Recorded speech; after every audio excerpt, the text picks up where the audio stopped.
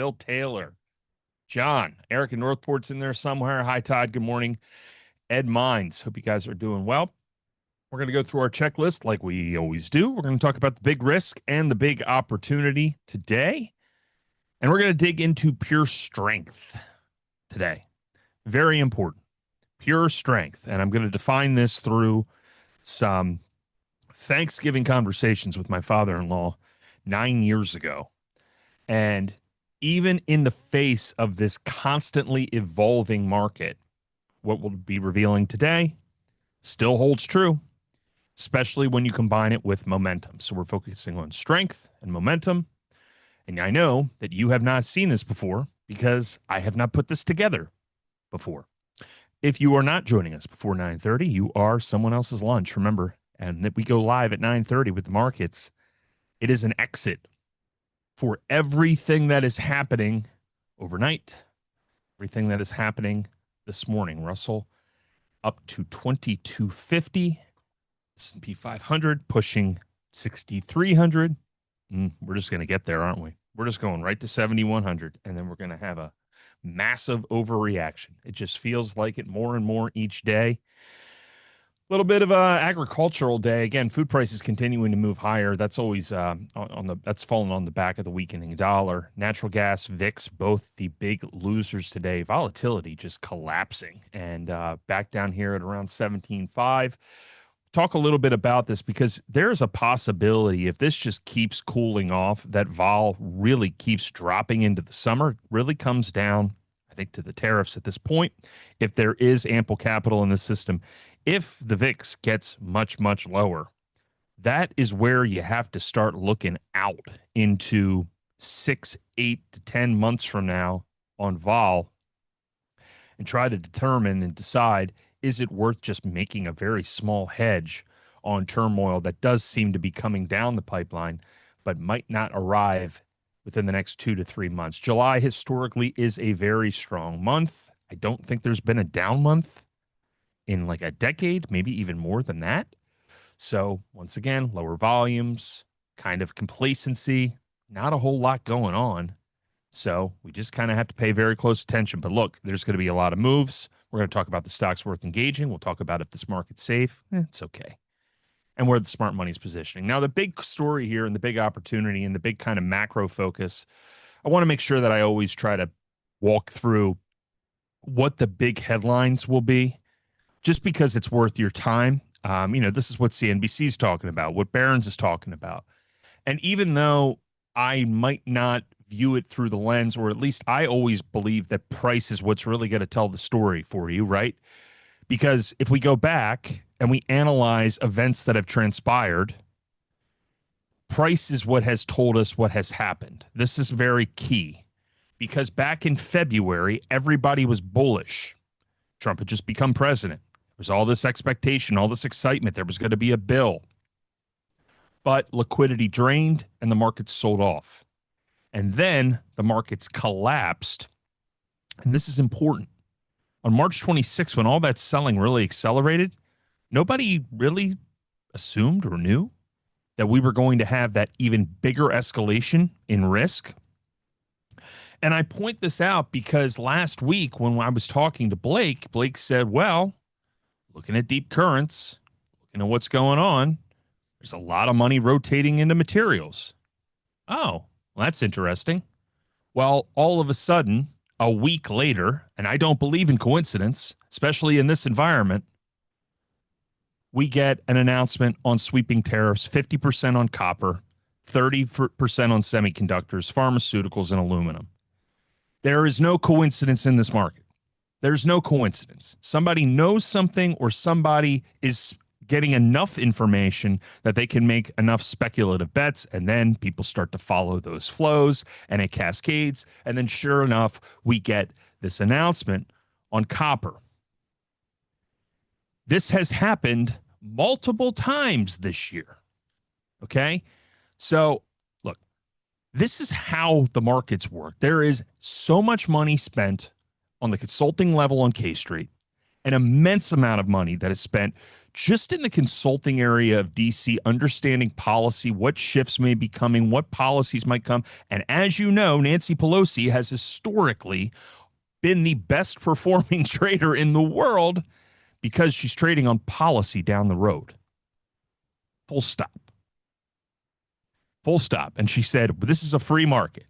Everybody should get to participate when she was confronted about it. Funniest comedy of the last 20 years. The point is this. You have to incorporate the politics sometimes because the price is showing the politics. The price is showing the policy. The price is front running the policy. I don't believe in coincidence. And when there was that moment in time back on April 9th, when all of the insiders were buying right here, April 9th, everybody knew TQQQ, record buying on the TQQQ that morning. And then at 2 o'clock, an announcement, market rips. Now, I'm not going to sit here and be emotional about it. I don't get political. I don't care. Like, do whatever you want to do. Just leave me out of it. I'm going to just focus on trying to identify and show that, hey, if something like this is moving, something's up. Something's up. So follow that momentum, follow that flow. Listen to what Blake's saying about deep currents. He's seeing it, and the money is already moving already. And that's a hell of a move for FCX and TQQQ. FCX moved in a week from 40 to 46. Once again, price is showing you that move in the charts. The RSI pushing above 50, the MFI returning above 50, MACD swing positive, ADX swing positive, 50, 20, 5,200 20-day moving averages, strong momentum. It's all in the charts. And you have to just allow the news to help propel your position. This is where when you look at it, you go, well, what's going on? Stop trying to qualify it. Just see the flow, see the money pouring in, see the volume picking up, see the short-term trend indicating something is happening, and then keep a tight stop. And that's going to be one of the things we're going to talk about in a little bit when we walk through the strength stocks and how that works. Trump has announced the tariffs. The deadline is August 1st. If enacted without warning, expect a volatility spike. That's obvious, right? We've already gone through this back here. And what goes up with copper can easily go down based on what we've seen. We had a huge spike in March on tariff and policy expectations, only for there to be a significant liquidity event that led us lower. And that is down here, and that's where we have the spasm, where bond prices and stocks are falling at the same time, and that's not supposed to happen. And the leveraged hedge funds started to dump U.S. Treasuries, and then they pivoted. That's how the market works post-2017. It's how it works. So keep this in mind and recognize that Deutsche Bank already warning about a complacency trap in thin summer markets. I think that that is fair. It doesn't take much to lead us into a massive narrative shift. We see that with just one tweet, right? Liquidity isn't low. Forgive me, it's thin. Just put it that way. Liquidity is very ample. The Chinese central bank continuing to provide support. Gold prices continuing to move a little bit higher. Yuan against the gold is the key story. China needs gold to continue to rise in price compared to the yuan in order to help them address their debt deflation issues. Do not paying attention to what the dollar is doing against the yuan. Be paying attention to what the yuan is doing against gold. Now, those are the risks. But on the opportunity side, it's all right there. It's all back again. One big, beautiful bill. 35% tax credit for U.S. chip production fuels momentum in the semis and the AI infrastructure. And that will just continue to burn higher. Beneficiaries are NVIDIA and Intel and AMD and TSMC and Micron. And Intel, again, trying to sneak quietly into the foundry space, is a very compelling long-term name, especially after what they just endured. What I want people to pay very close attention to is what executives are doing around these names. We have seen purchases of Intel stock in the last couple of months, going back 12 months. We saw the CEO, interim co-CEO, stepping in and buy it. We also saw a lot of money being put down by the previous CEO who was replaced. It's a compelling story. And from an investor standpoint, Intel may not be something that I want to own at 23. But given the fact that you have this bullish outlook, this is one of those stocks where maybe it's compelling simply to trade put spreads to the lower end. We've already seen where the worst case scenario seems to lie in the event of a massive liquidity breach. This stock has obviously was beaten up, 26 down to 18. Well, that makes for an interesting trade if you're selling a spread somewhere between selling the 20 and buying the 18, or selling the 19 and buying the 17, and simply being prepared to take possession of the stock in the event that it falls. Now, we'll talk a little bit about that type of strategy later today, 12:30 when I'm on, but there are names in this space that have been really beaten up. And Intel, already one of those names where the idea here is there's a possibility of just continuing to break up the company and sell it for parts. This type of policy is bullish for that. Goldman, Wedbush, Wolf, all bullish on the AI capital cycle well into 2026, as they should be, because liquidity is expected to continue expanding. And the AI trade is just not going away. This kind of supports Gianni's melt up argument.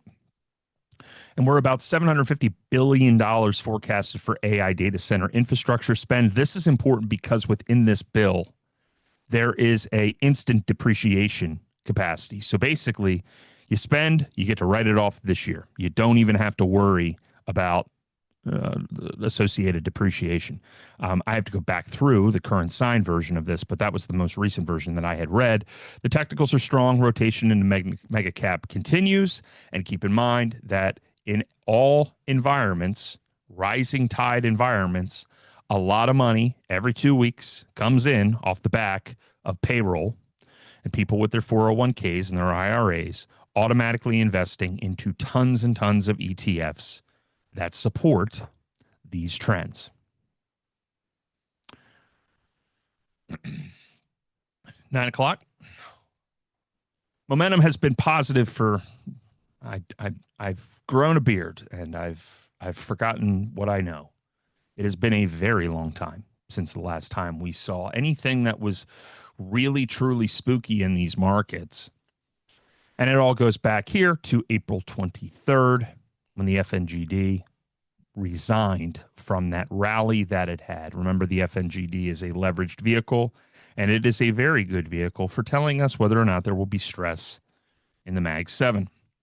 Mag 7 stocks continuing to show strength. It was back in April 23rd that our equation went positive, and then the Mags and the Russell and the S&P 500 and the Qs all that week broke above their 20-day moving average, and money started to flow back in. Right now, our equation that we use is at 8. We have 8 more stocks breaking out than breaking down. There's not a lot of weakness in this environment, but there's also not a lot of pure strength. And I think that that's important to note in this environment. If we're looking at this and we're trying to get a deeper understanding of like where is money flowing right now, it's not as significant as it had been, right, the last couple of weeks. So you end up with, these very positive tickers, companies like Boeing, ON Semiconductor, Albemarle, GEV, which is GE Vernova, or the alternative energy group, FTNT. On the Qs, it's DDOG, GFS. And then on the Russell, it's a totally different animal, but it's really just FICO that's under a lot of pressure right now, which is actually pretty interesting to see. And this has been beaten up pretty badly, but Fair Isaac is struggling.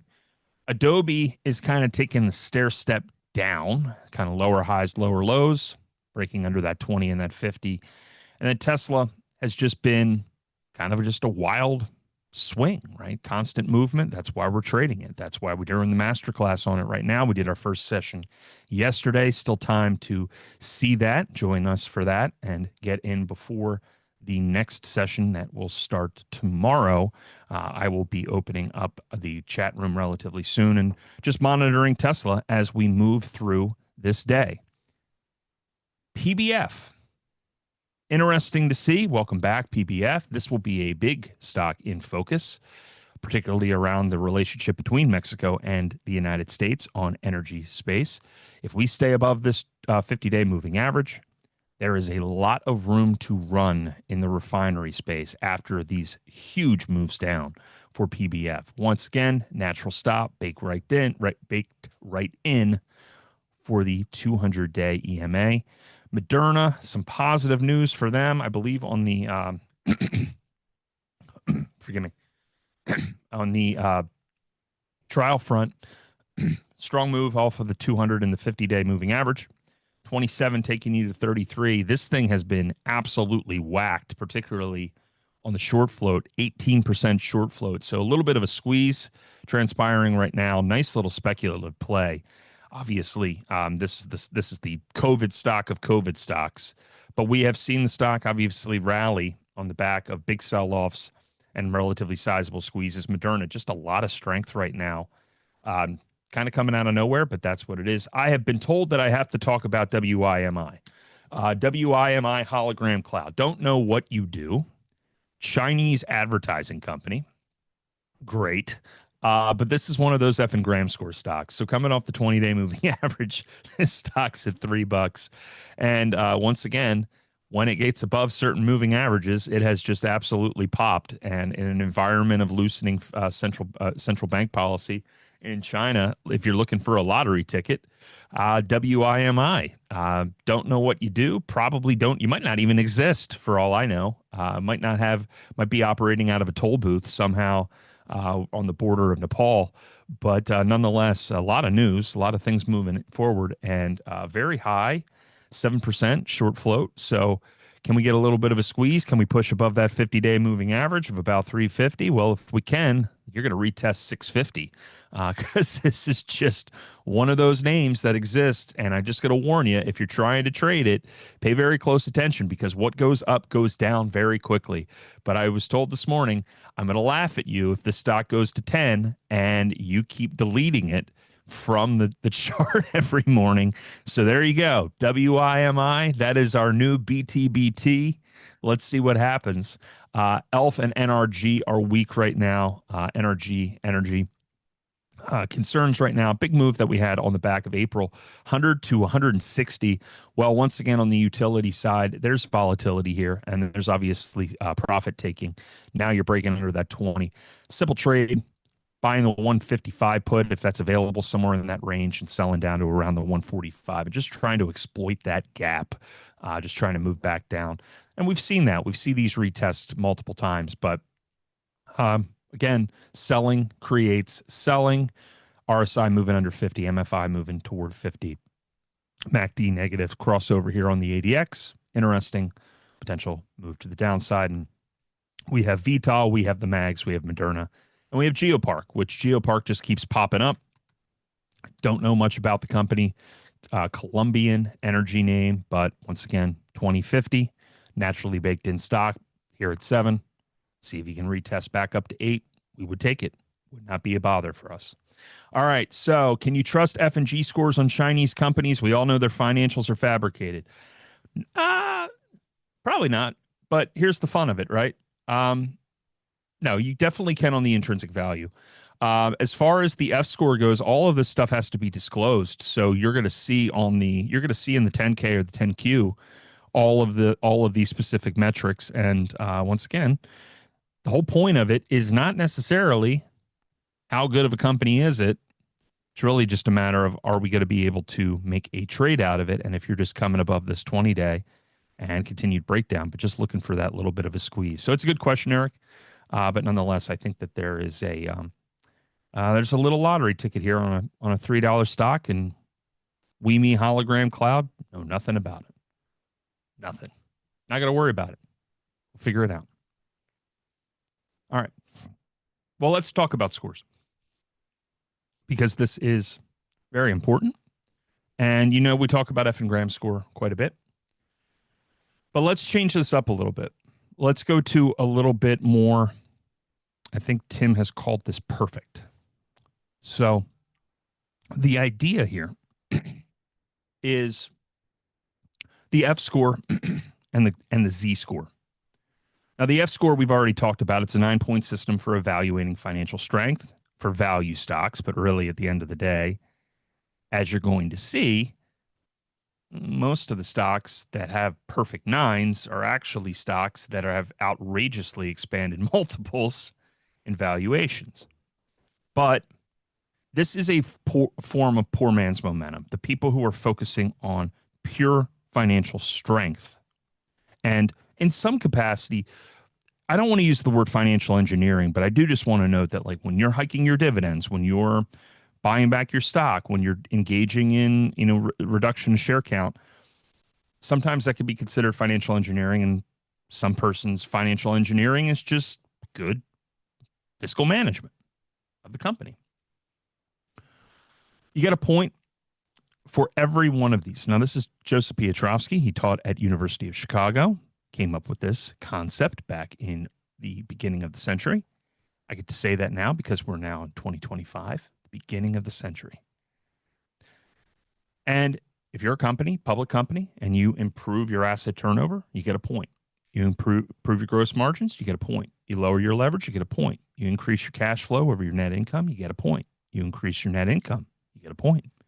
Operating cash flow, get a point. ROA improving, get a point. This is 9 points, right? Reduce debt, pay back share, reduce share count, increase dividend, things like that. You get a point. Well, typically when we talk about the F and Graham score, you're looking at like a 7. But instead, what you really should look for, or another alternative, right, for looking for ideas for trading, are the perfect scores, 9 out of 9. Now, you combine that with this, and this is the Z score. This is the Altman Z score. Now, why does the Altman Z score matter? Edward Altman, back in 1968, created this to do an analysis of whether or not a company faced bankruptcy risk. Now, why does that matter? It matters because if you look at the bulk of the short squeeze stocks and high short interest, most of these stocks are going to have very weak bankruptcy scores. They face very strong prospect of bankruptcy. However, in this environment that we operate in, going back to 2008, so long as companies have had the room on their balance sheet to continue borrowing, they have survived. The ones that go bankrupt are ultimately the ones that have completely and totally run out of options and run out of balance sheet room and can't even engage in some sort of creative accounting with a private equity company or somebody else to lend them money because the risk is simply too bad. Well, let's not worry about those names. Let's focus on the company that actually have their crap together. So you take a bankruptcy score, and this analyzes 5 different scores: sales to total assets, market value of equity to total liabilities, EBIT to total assets, retained earnings to total assets, and working capital to total assets. What's the probability that this company is going to blow up?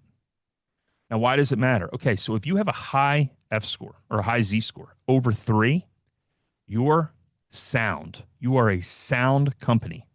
And why does that matter? It matters because if there is a massive credit issue in the United States, and we're all worried about this, we're all worried about the 10-year spiking, we're all worried about them running out of creative ways to try to force people to hold assets.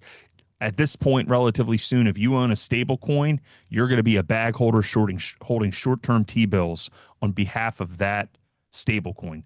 That's what we're doing now. We have completely crossed the Rubicon in terms of how we manage our public debt. There's massive leverage. There's massive amount of creative financing. And eventually, this dance is going to end. But for right now, the music keeps playing. We just seem to have 1 or 2 massive 4 Sigma events every year. And we'll just continue to keep doing this until we can't anymore. And basically, we'll just have to effectively refinance everything into T-bills because that's probably going to end up being the end game.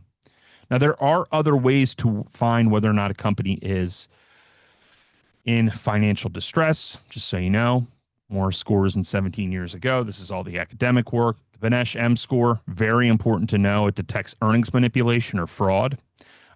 This spots red flags in financial statements. It uses a handful of different variables to flag manipulation risk. The funny thing about Benesch score stocks is that some of these stocks will have very high numbers suggesting, forgive me, low negative numbers, so showcasing possible manipulation.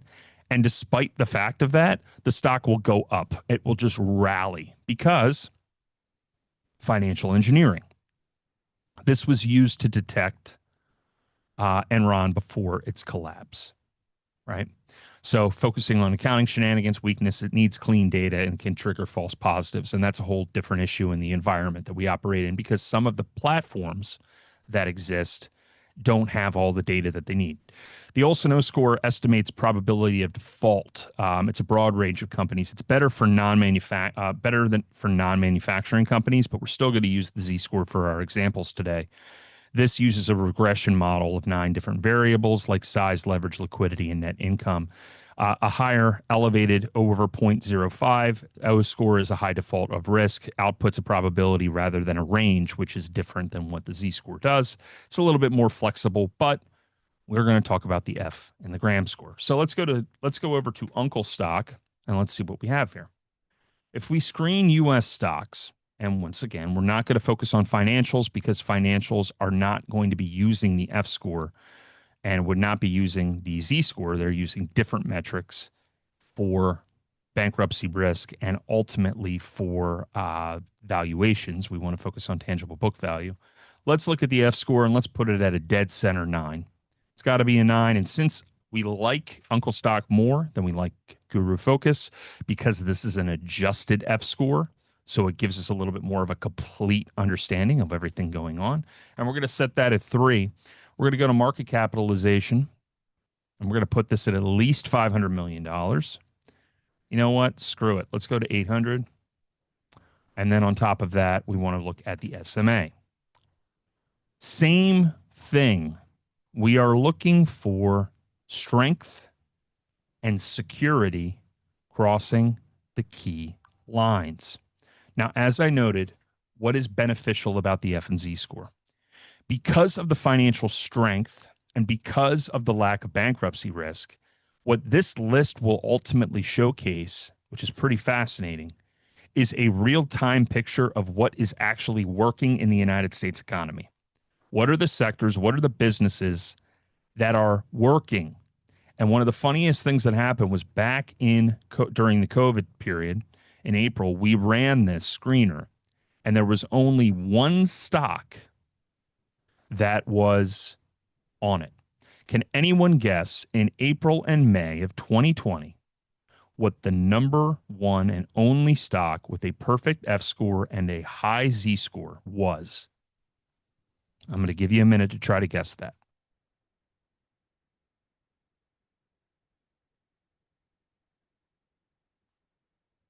Not Zoom. Not Apple. Not PFE.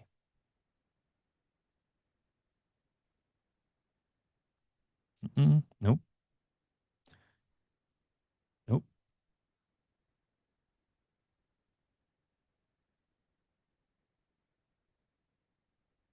Nope.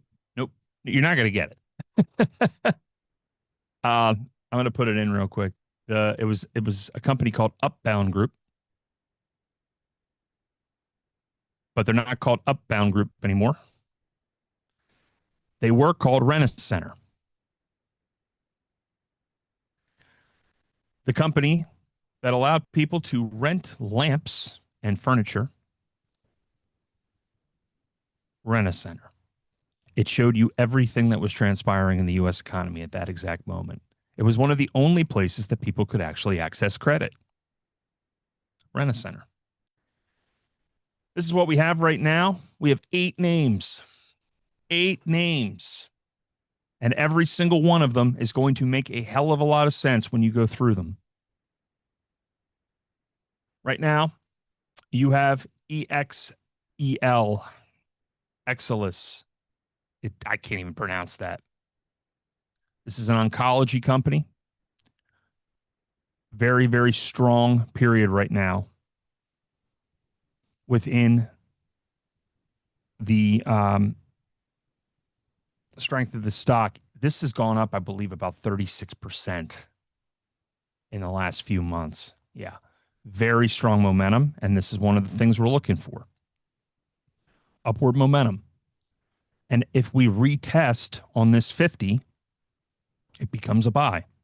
So long as it maintains that high F score and that high Z score. TriPoint Homes.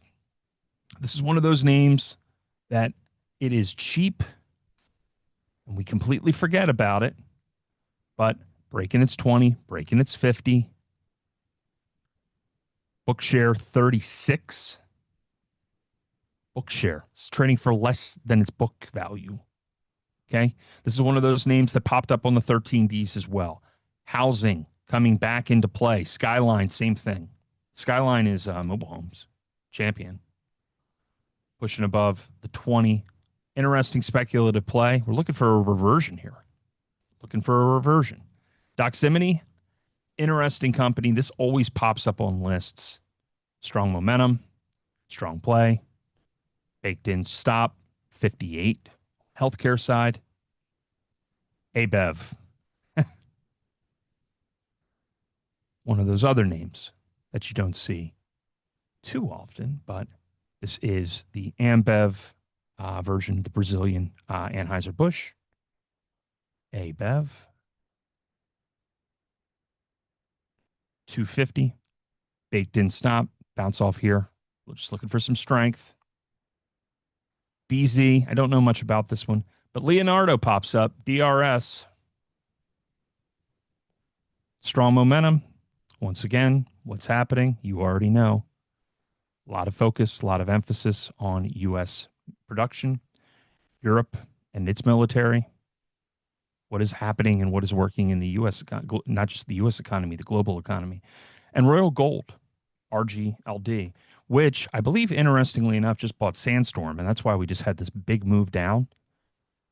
This is a really compelling buying opportunity on Royal Gold because these companies have just been strong compounders over a long period of time. Royal Gold, very strong. So what are we looking for? Well, we're going to take these names and then, once again, aim to trade around these 20 and these 50-day moving averages. Here is your simple moving average. Keep an eye on ABEV, keep an eye on XLS, and keep an eye on Skyline. And that gives you something to focus on, something to trade. Just took a haircut after the buyout. Sandstorm was dirt cheap. I'm stunned that Sandstorm should have sold for a lot more. That was a hell of a company. So as you look at it, it's just going to ultimately end up compounding. So I actually like our gold over the long term. We're looking at OR as well, which is OR Realties. And these companies are just selling the mining rights. So a lot of gold demand. All right. It is 9:20. I will be back today at 12:30. I will be in the room with people talking about Tesla in about 40 minutes. It will be Tesla Hour. So anyone who is a member, I'll look forward to seeing you there. Don's going to be coming up momentarily. You got the chart right in front of you. Jeff Gianni going today. Blake, myself, then Brandon, Tony, and Corey to wrap up the day. Guys, I hope you have a great trading day. Be sure to sign up if you have not and just be a part of the Get 3 Trades a Week. Name your price, click the link, get in here, and be active because this environment during the summer, a lot of opportunity to make money. You just have to know where to look, and we are here to help guide you toward those opportunities. Everybody have a great day. Talk to you soon.